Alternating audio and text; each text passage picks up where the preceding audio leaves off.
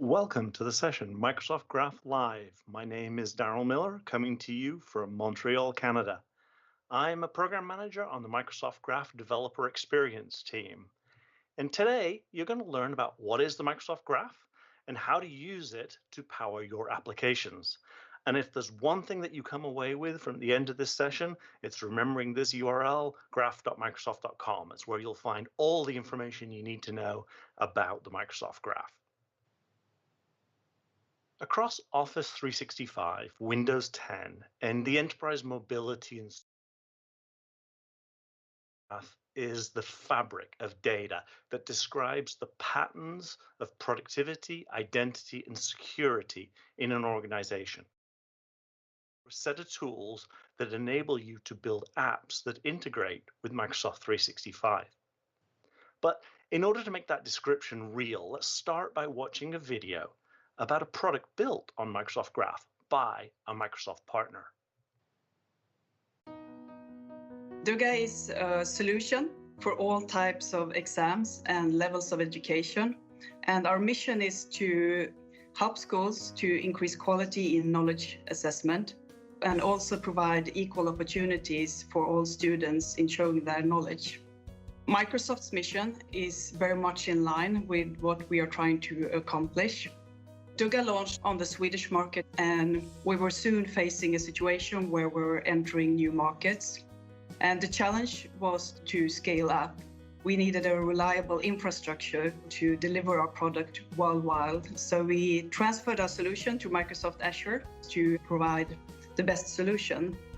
And with Microsoft tools and technology, our developers have been able to develop features that really meet the needs of today's classroom. The Microsoft Graph Toolkit and APIs have really made product development much easier and more accessible and helped us deploy graph-powered experiences within the Teams app.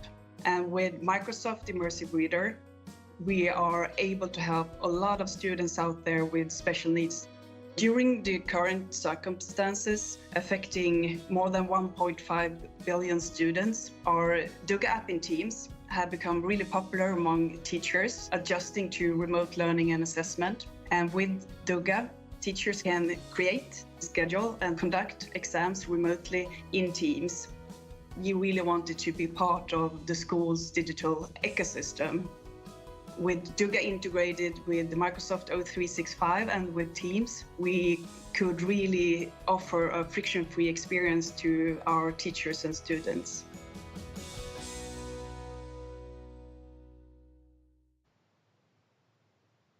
It's always inspiring for us to see customers being able to take advantage of the products that we build. But seeing firsthand how Douga are using the Microsoft Graph Toolkit, and Teams to make it easier to build solutions to today's challenges is so rewarding. So let's talk more about the experiences we want to help you build. The Microsoft 365 platform offers developers the capability to create people-centric productivity experiences that increase the effectiveness and engagement of their apps. The foundation of this platform is the Microsoft identity. This is where we have the identity across work and life of each user and organization. And for developers, it offers standards-based auth libraries, seamless sign-in, single sign-in, and a secure app model that enables access to the data in Microsoft 365. Then we have the Microsoft Graph, the gateway to your customers' data in the Microsoft Cloud, primarily in Microsoft 365. The Microsoft Graph provides the core schemas for many of the most important productivity data types. The Microsoft Graph offers a REST API for being able to update and create and read data in the Microsoft webhooks in order to detect changes that occur in that data. With these tools, you can build a wide range of experiences. You can build web apps and bots, agents, and build applications that run on devices, native applications on your desktop, daemon apps, workflow apps. You can also build applications that extend the Microsoft 365 experiences like Teams, SharePoint, and Outlook. You can also take the data that is in Microsoft Graph and using Microsoft Graph Data Connect, pull out that data and feed into the Azure AI platform and develop analytics apps. You can also bring your own data using Microsoft Graph Data Connectors. You can bring that data into Microsoft Graph and allow that data to participate in the search experiences that exist across all of the M365 set of experiences. For this app ecosystem to succeed, it needs to provide access to information about people and organizations in a way that people can trust that they know which applications are accessing what data. And this is why the consent experience is so important. If an app wants to access calendar information, it will need to specifically request that permission. And the owner of the calendar data, the user, can consent to grant the application access to it. In terms of the data available in Microsoft Graph, there are several popular data sets that we see a large number of applications integrate with: mail, conversations, users, groups, tasks, files. But there's so much more. There's over 5,000 APIs in the Microsoft Graph, and here are many of the more data sets that are available, each of them with data coming from a particular product or service in Microsoft 365. At Microsoft, we build products and services that cater for a wide range of customers in different industry verticals and different walks of life. The same Outlook that my kid uses at school is used by paralegals in the legal industry, medical professionals in the healthcare industry, yet their needs for productivity are different. And so we at Microsoft rely on our partner ecosystem to help us customize and tailor experiences that meet the specific needs of our customers. There's really just a few simple steps to get your first graph application up and running. You try the Graph Explorer, you browse the API reference in the docs, we've got quick starts and training, and you can learn about the SDKs and toolkits, register your app in the identity platform, and away you go. But instead of just talking about it, let's go to the browser and actually show you around these experiences. So I mentioned before, the place to start, graph.microsoft.com. It's where you'll find everything that you need to know. You can see our new Graph Explorer is now GA, and this is what people starting with, because it's a great way to learn about what you can do with the graph.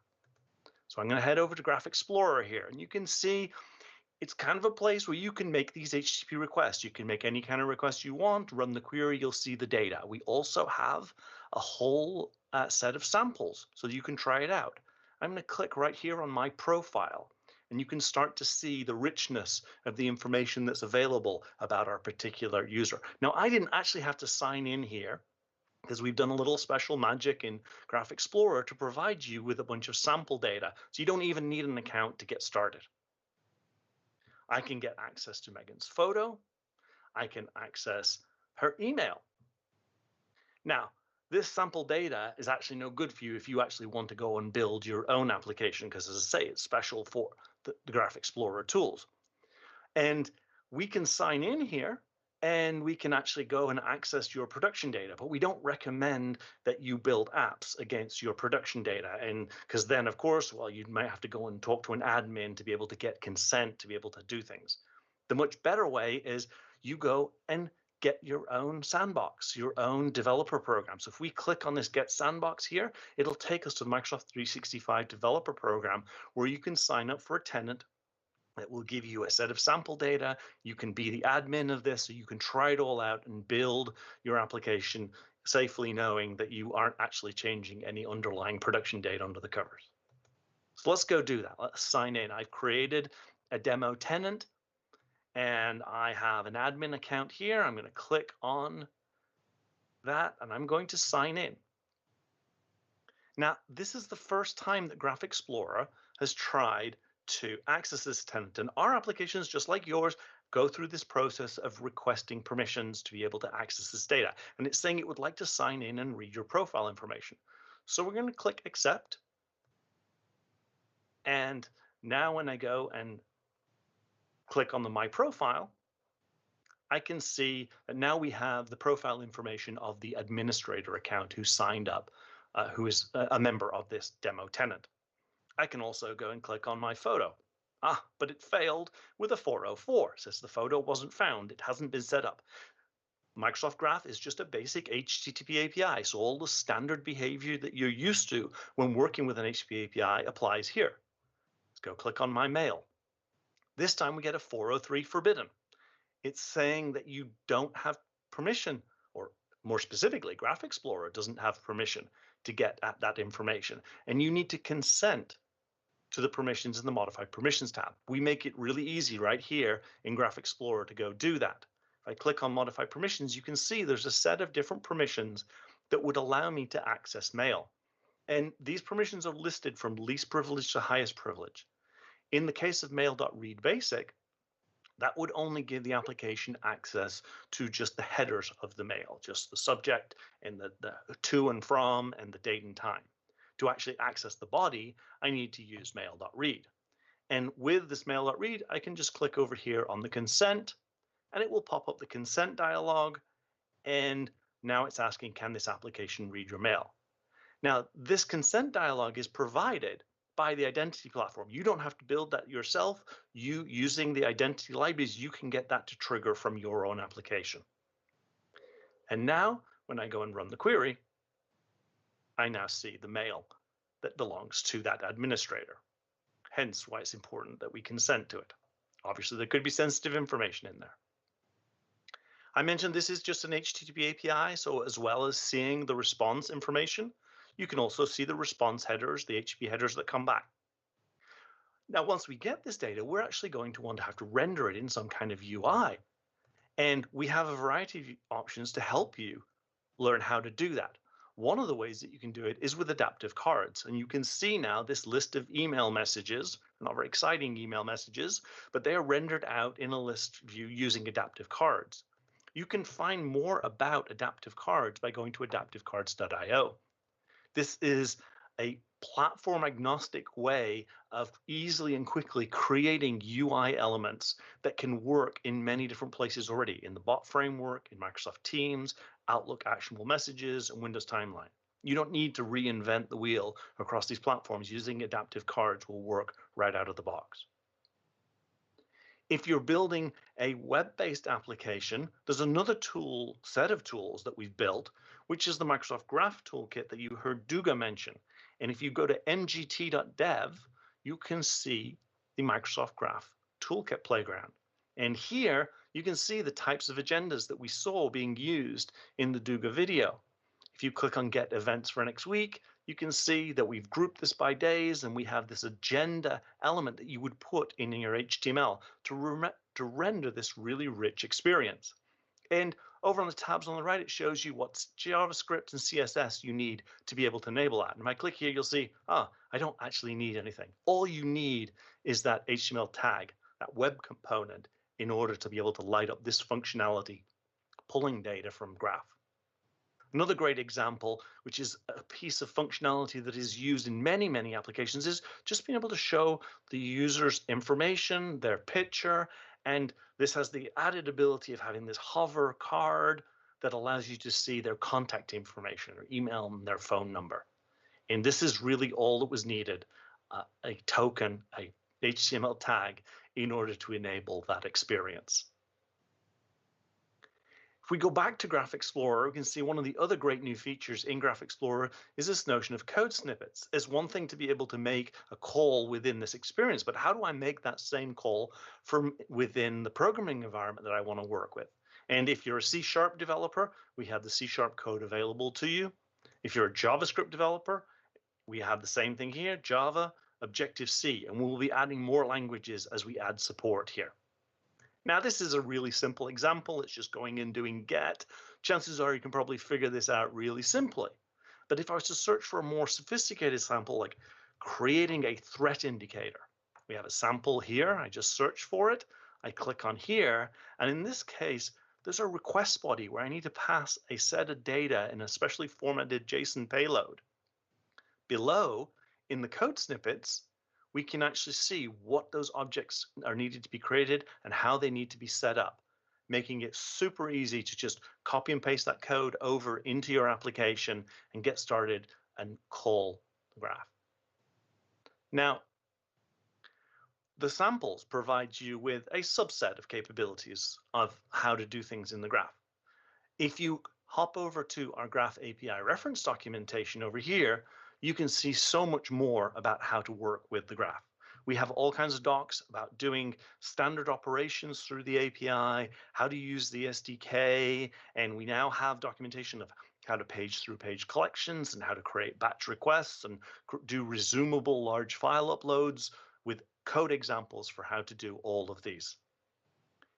If we are, let's say we're trying to build something that allows us to find out availability of people. It's a free busy schedule.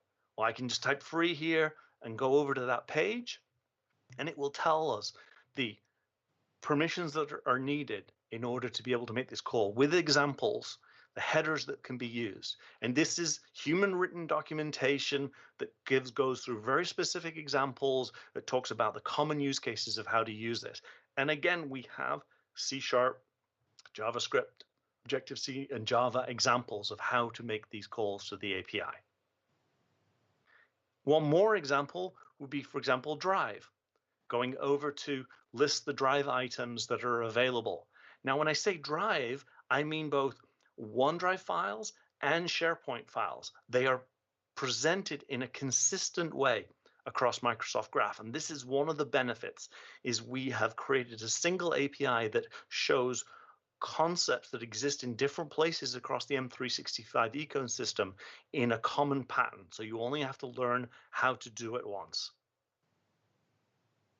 Now, once you got familiar with the types of things you want to do and you want to have an idea and you want to get started, right up in the top right-hand corner, we have a Getting Started button.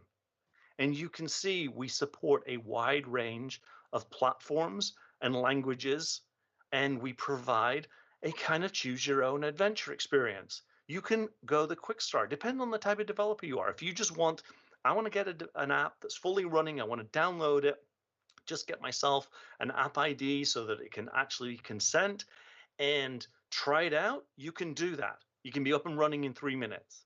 If you'd like a more step-by-step experience, we have this notion of training where we take that same app that you can download in the quick start, but we break it down into steps. So we guide you through the process of this is how you create that application.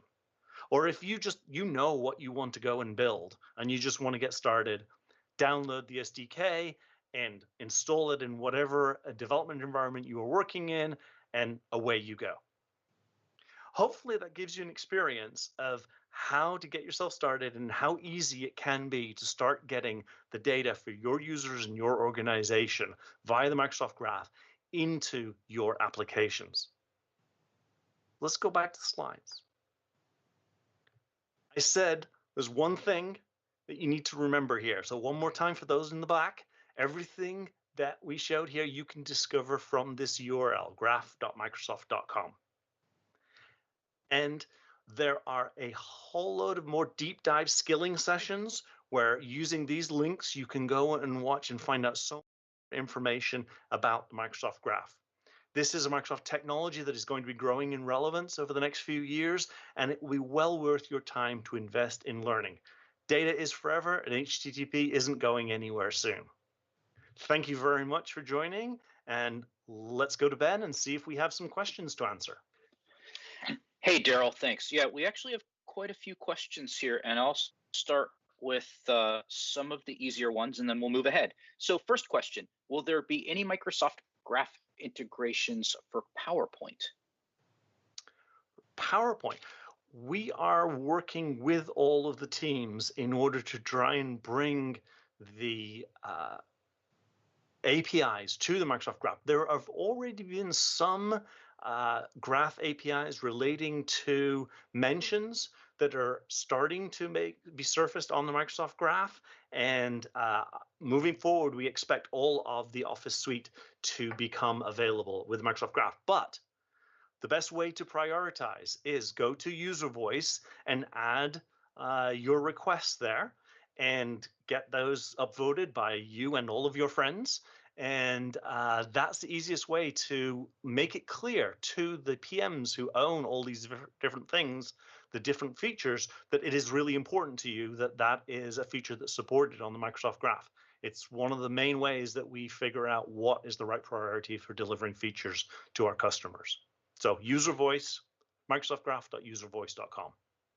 Okay, so I'll ask a next question that was asked by the audience that's sort of a follow-on to that. Can you talk a little bit about all the services that are actually connected to the Microsoft Graph? There are a number of both client applications that are connected to the Microsoft Graph, and there are also a number of services. The From a client application, Yina showed a bunch of examples of it in her keynote slot of different applications like Outlook and Teams that are calling the Microsoft Graph for a variety of different capabilities. There are a set of connectors in Power Apps and Power Automate in order to connect to the Microsoft Graph.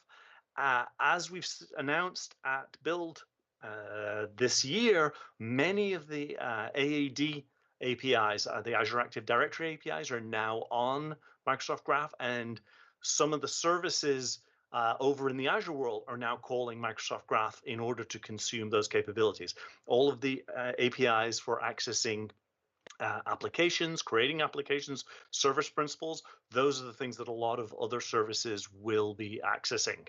And look forward in the future, we are working on integrating the Fluid framework with Microsoft Graph as well. Great, thanks. A couple of questions now about the Graph Explorer. So the first question is, how does the Microsoft Graph Explorer access organizational data after you've accepted admin consent? How does it access after you've accessed organizational consent? It will. The Graph Explorer only works at this point in time with delegated access. So any endpoint on Microsoft Graph that is enabled for delegated access, you can get at it via Graph Explorer. You cannot currently do app-only access because that would require, if we did, that would require having a secret shared with Graph Explorer. If you want to do app-only access, what I recommend you do is go to GitHub and Microsoft Graph, and we have a repository there of Postman collections that have a whole set of samples for calling Microsoft Graph, and with that you can do app-only access to resources in the Microsoft Graph for resources that are only available via app-only. Otherwise, with delegated, you can access any resources via Graph. Thanks. Let me ask a different question, also about Graph Explorer, but also about the docs. Are we planning to add PowerShell as one of the languages that we would support with code snippets? It's funny you should ask that, but Jeffrey Snover reached out to me the other day and said, why is there no PowerShell in the Graph Explorer snippets? And that's very specifically because the generated PowerShell we do is a slightly different process from the other SDKs. The other SDKs currently are generated off the metadata from the graph, which is CSDL, and we have a process in place for generating those snippets. The PowerShell takes a slightly different route, and it uses an open API description and uses auto-rest. And so it's going to take us a little bit more work in order to be able to get those PowerShell commandlets. But it was very much something that a lot of the teams here at Microsoft, when I was originally talking to them about bringing PowerShell to Graph, said, we need to have those snippets in both the docs and in Graph Explorer. So it's something we're definitely going to do. It will just take us a little longer to get there.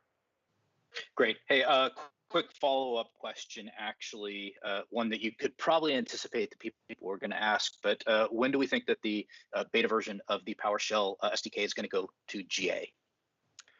We are targeting this quarter. We tried really, really hard to make it for build. We didn't quite make it, but we are really not far. We are getting some really good feedback from the teams who are working with it. We've had a ton of great feedback from customers who are working with it. There's a few capabilities that we don't quite have yet, but we're working really hard to get those things finished up, and we will have a GA release for you this quarter. Great. Let me stick a little bit longer with the PowerShell theme here and ask the next question here. Are there any simple PowerShell scripts to use with the Graph APIs, to authenticate with the Graph APIs using username and password without needing to use a client ID and secret for authentication?